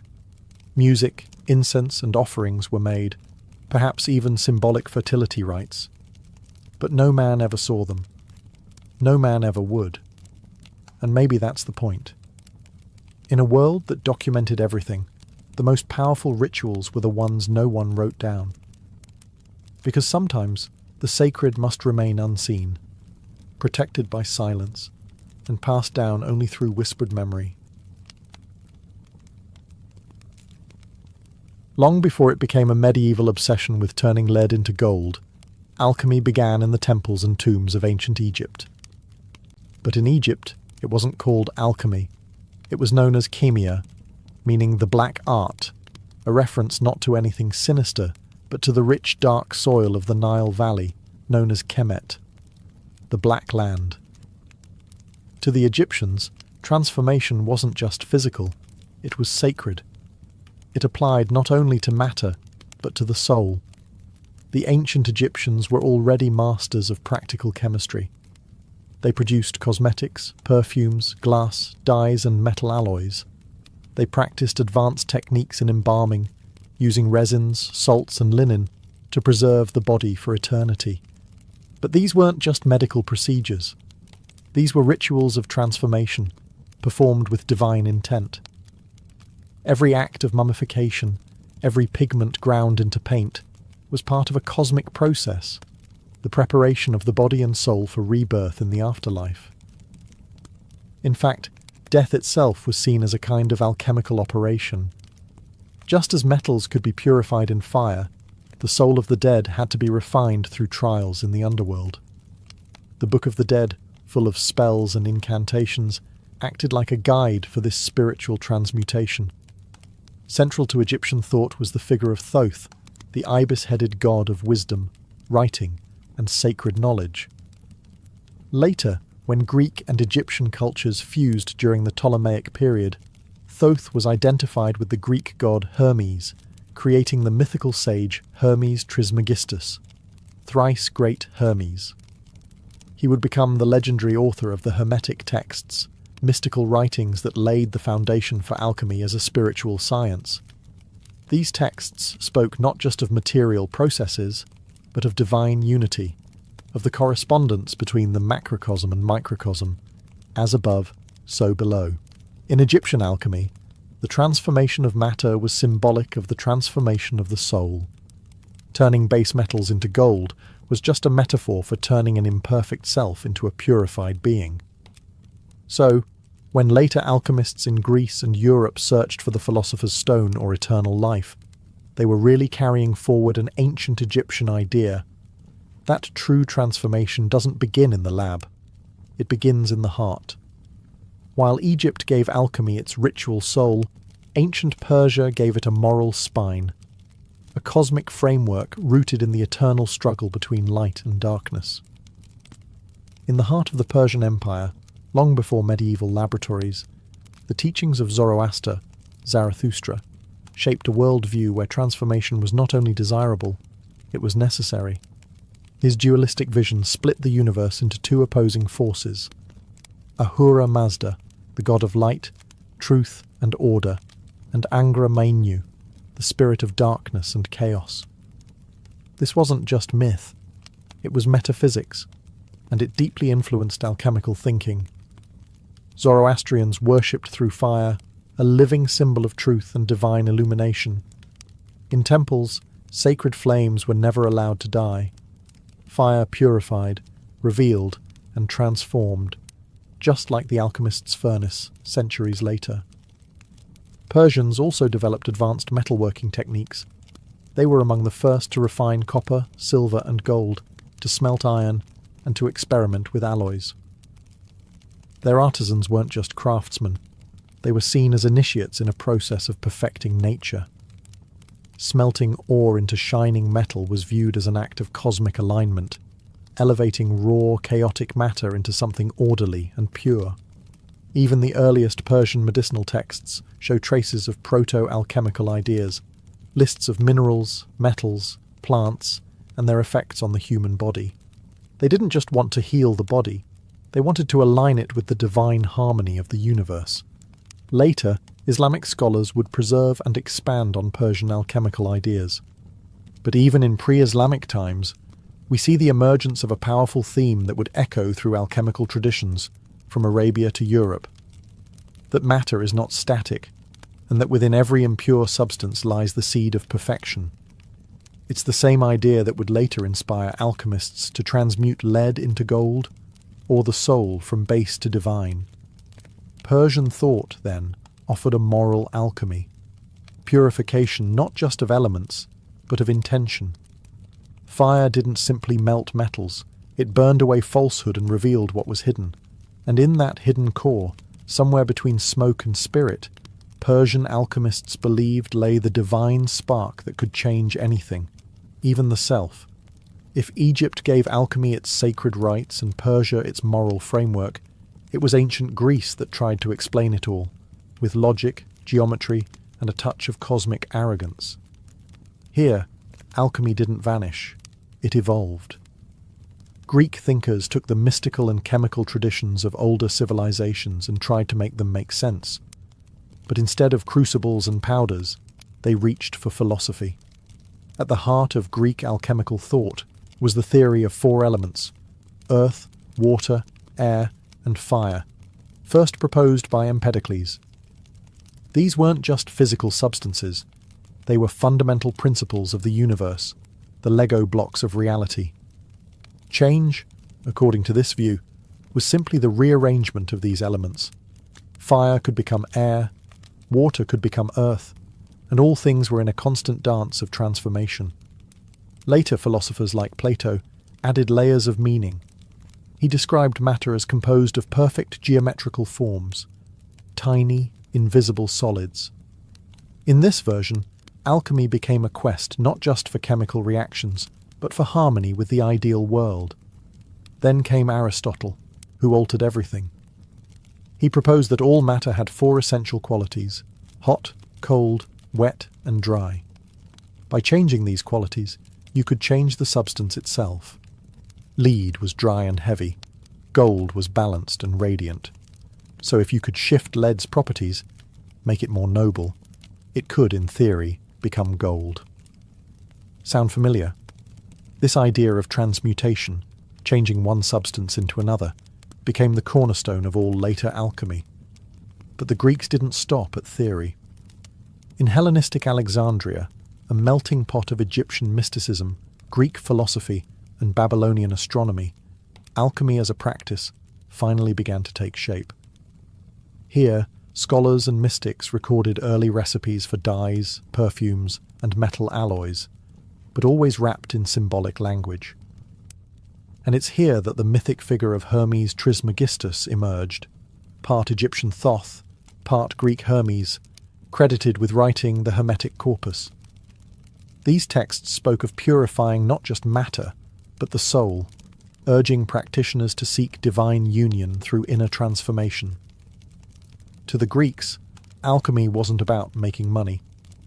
It was about understanding nature, mirroring the cosmos, and perfecting the self through the hidden laws of reality. And that made it not just science, but something dangerously close to divine power. In the bustling port city of Alexandria, alchemy found its true laboratory, not just of matter, but of ideas. Founded by Alexander the Great and ruled by the Ptolemies, Alexandria was where Greek rationalism, Egyptian ritual, Babylonian astrology, and Persian metaphysics collided in a swirling intellectual stew. At its heart was the great library of Alexandria, a beacon of ancient knowledge, where scrolls and scholars gathered from across the known world. Alchemy, in this environment, didn't just survive, it thrived. It was here that alchemy became both spiritual and practical, mystical and experimental. Egyptian temple rites merged with Greek natural philosophy. Babylonian star charts were studied alongside Greek medicine and Egyptian metallurgy. The result? A new kind of knowledge, half science, half sacrament. One of the earliest and most mysterious figures of Alexandrian alchemy was Mary the Jewess. She's credited with inventing some of the first alchemical apparatus, the bain-marie, a double boiler still used in kitchens today, the tribicos, a distillation device, and a system of vapour purification. Her work suggests that alchemists weren't just theorizing, they were conducting real chemical experiments. Another key figure was Zosimos of Panopolis, a 3rd-4th century CE alchemist, who left behind some of the earliest known writings on alchemy in Greek. But Zosimos didn't see alchemy as just physical. He wrote of dreams, visions, and spiritual purification. For him, turning lead into gold was a metaphor for turning the corrupted human soul into something divine. He described the alchemical vessel not just as a container for substances, but as a symbol of the body. The fire, the soul's inner torment, the vapour, the divine essence rising. His writings blurred the line between chemistry and mysticism, matter and metaphor. Alexandrian alchemists also leaned heavily on Hermeticism, the teachings of Hermes Trismegistus. As above, so below, they wrote. The microcosm reflects the macrocosm. Purify one, and you touch the other. In Alexandria, alchemy was no longer just about materials. It was about reality itself. It asked not just what things were made of, but why they could change, and whether the soul could be transformed alongside matter. Alchemy had become a mirror of the cosmos, and of ourselves, and it was only just getting started. When the great library of Alexandria fell into ruin, and Europe slipped into the early Middle Ages, it was the Islamic world that became the new guardian of alchemical knowledge. From the 8th to the 13th centuries, under the Abbasid Caliphate, the Islamic Golden Age turned cities like Baghdad, Cairo, and Cordoba into centres of scientific and philosophical inquiry. Greek, Persian, and Indian texts were translated into Arabic at record pace, and among them were the foundational writings of alchemy. But here's the twist. Islamic scholars didn't just preserve ancient alchemy, they transformed it. Enter Jabir ibn Hayyan, known in the West as Geber. A polymath working in 8th century Kufa, he's often called the father of chemistry, though his legacy is steeped in mystery. Jabir's writings, which number in the hundreds, blended Greek elemental theory, Persian mysticism, and Quranic cosmology into a structured science. He introduced a systematic approach to experimentation. He believed all metals were composed of sulfur and mercury, not in the literal sense, but as principles, sulfur representing combustion and change, mercury standing for liquidity and volatility. According to Jabir, if you could balance these two forces, you could transmute one metal into another. He also introduced techniques still recognizable today: distillation, crystallization, sublimation, filtration, and calcination. His apparatuses became the blueprint for medieval laboratories. But Islamic alchemy wasn't just technical. It retained the spiritual heart of earlier traditions. Alchemy was seen as a path to divine understanding. Transforming matter was a metaphor for purifying the soul, aligning with God's order in the universe. Later alchemists like Al-Razi, Rhazes, and Avicenna, Ibn Sina, debated alchemy's legitimacy. Al-Razi supported it, emphasizing its practical medical applications. Avicenna, on the other hand, criticized the idea of transmutation, but respected the discipline's philosophical and ethical aims. Even in disagreement, they elevated alchemy into something more than a secretive craft. It became proto-chemistry, metaphysics, spiritual discipline, and moral philosophy, all in one. European scholars would later rediscover these Arabic texts, translating them into Latin and reviving alchemy in the West. But the soul of that alchemy, the belief that matter and spirit mirrored each other, was preserved, clarified, and systematized by Muslim scholars. And in their hands, alchemy stopped being legend and started becoming science. When the translated works of Arabic alchemists like Jabir ibn Hayyan, al-Razi and Avicenna flowed into Europe during the 12th century, something remarkable happened. A revival of alchemy, this time under the shadowed stone towers of medieval monasteries and universities. Europe had been in intellectual hibernation, but with the rise of translation schools in places like Toledo and Sicily, Latin scholars gained access to a treasure trove of forgotten wisdom. Among these were the alchemical writings, riddled with strange symbols, mysterious ingredients, and promises of transformation. The Europeans were hooked. To them, alchemy offered more than gold. It offered knowledge, power, and even immortality. The elusive philosopher's stone became the Holy Grail, said to transmute base metals into gold and bestow eternal life. But it wasn't just a material object. It symbolized the perfection of both matter and spirit. Medieval alchemists took this dual nature seriously. Figures like Albertus Magnus and Roger Bacon were both friars and experimental scientists. They believed that God had encoded the secrets of creation into the natural world, and that alchemy was a way to read that divine script. For them, alchemy wasn't sorcery. It was Christian natural philosophy, a means to understand the divine order through the transformation of substances. Laboratories became monastic cloisters of fire and glass. Retorts, alembics, crucibles, and furnaces filled with substances like sulfur, mercury, antimony, and lead. Experiments were recorded in coded texts, full of allegory and metaphor, a tradition that made alchemy seem arcane and impenetrable. But beneath the symbolism, serious work was being done. One of the most influential figures of this period was Pseudo-Geber, a mysterious Latin writer who adapted Arabic works into European forms. His books became standard references for later alchemists. Another key name was Arnold of Villanova, who blurred the lines between medicine and alchemy, focusing on creating elixirs that could heal and rejuvenate the body. For all its secrecy, medieval alchemy wasn't underground. It was debated in universities, sponsored by princes and practiced by priests. Yet, despite its spiritual ambitions, many still chased the gold, sometimes literally, sometimes metaphorically. And so, medieval Europe kept the flame of transformation burning, one part faith, one part fire, and one part philosophical dream. As Europe emerged from the medieval era into the Renaissance, alchemy didn't fade, it morphed. It became more secretive, more symbolic, and strangely more mystical.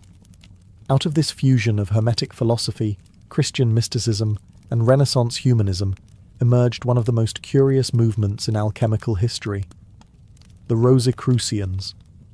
In the early 1600s, anonymous manifestos began circulating across Europe. Fama Fraternitatis, Confessio Fraternitatis, and the chemical wedding of Christian Rosenkreuz.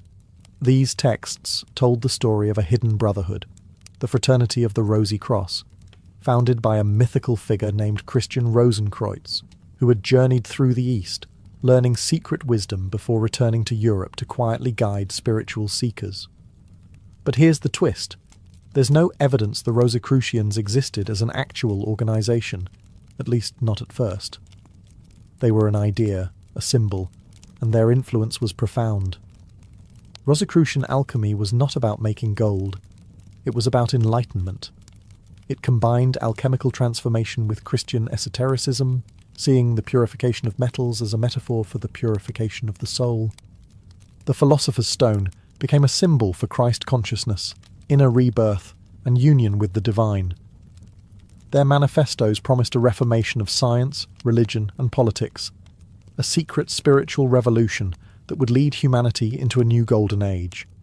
But they offered no addresses, no names, no leaders, just symbols: the rose, secrecy and beauty, and the cross, sacrifice and transformation. This was alchemy as spiritual allegory, rich in metaphor, full of veiled references. The Rosicrucians believed that truth was hidden, not because it was forbidden, but because it had to be earned through personal transformation. Their ideas influenced scientists, mystics, artists, and poets. Isaac Newton owned Rosicrucian texts. Johann Valentin Andrea, thought to be the author of The Chemical Wedding, saw the story as allegory, yet it spread like wildfire through occult circles. By now, alchemy had become layered with meaning. To some, it was still about materials. To others, it was pure metaphor. To the Rosicrucians, it was a spiritual path, hidden in plain sight. And though their brotherhood may have been mythical, their influence was very real, whispering through the centuries that the true gold is within. As the 17th century unfolded, alchemy began rubbing shoulders with something unexpected: modern science.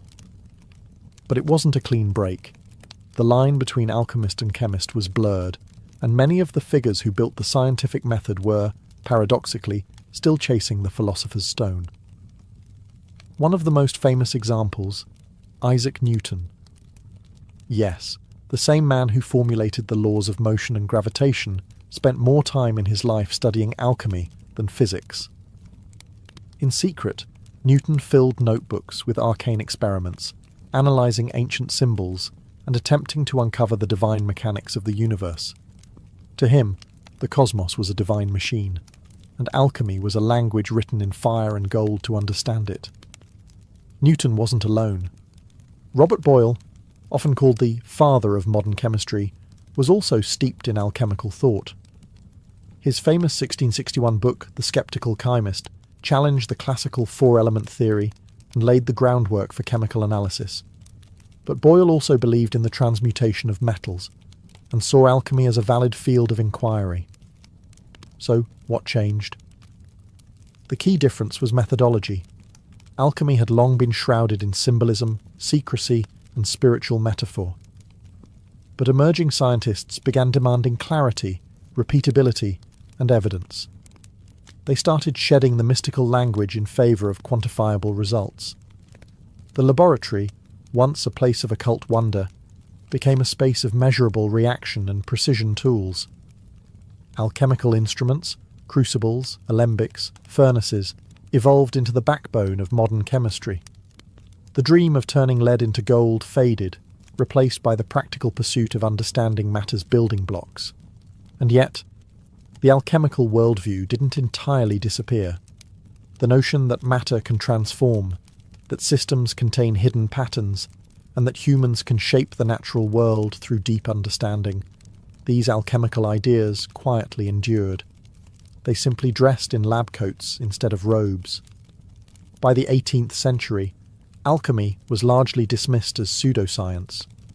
But history isn't so tidy.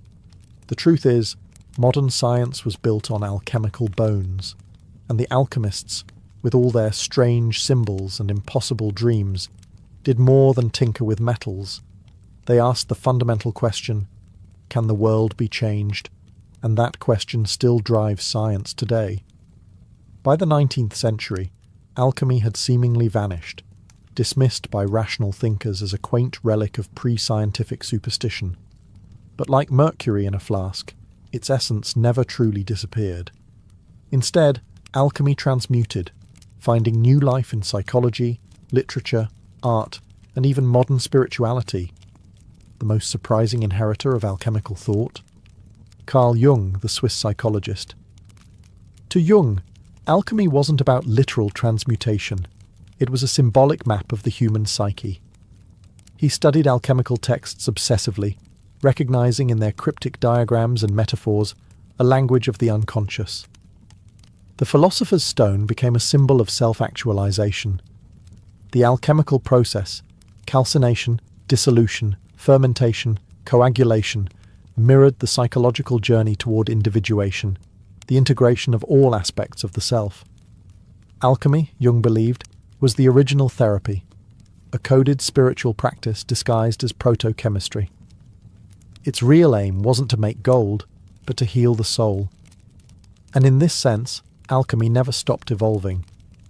In literature, it lives on in works like Faust, The Alchemist, and countless fantasy stories where hidden knowledge, transformation, and redemption take centre stage. In modern spirituality, alchemy serves as a metaphor for personal growth. The idea that life's suffering, if refined, can produce wisdom and wholeness. Even in science, echoes remain.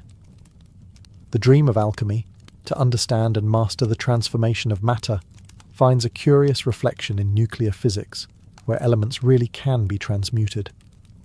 The alchemists were wrong about how it works, but not that it was possible, and culturally we still chase alchemical goals, the search for a cure-all medicine, the pursuit of eternal youth.